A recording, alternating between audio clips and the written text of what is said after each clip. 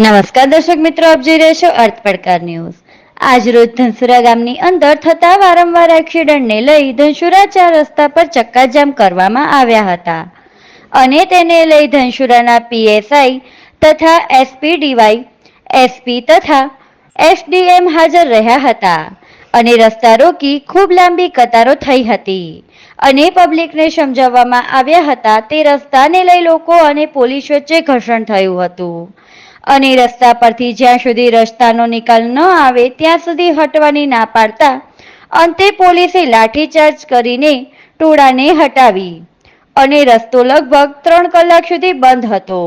તે ખોલવા લાઠીચાર્જ કરવાની પોલીસની ફરજ પડી હતી અને પબ્લિકની પણ માંગ હતી કે 2019માં થયેલ મંજૂર બાયપાસ આજ દિન સુધી બન્યો નથી તો તેનો તત્કાલ નિકાલ કરવામાં આવે અને અંતે પોલીસ સ્ટેશન જઈ સમાધાન કરી 5 દિવસની અંદર રસ્તાનો નિકાલ કરવાનું કહી મામલો થાળે પડ્યો હતો। રિપોર્ટર ભરત આર કોડી, ધનસુરા।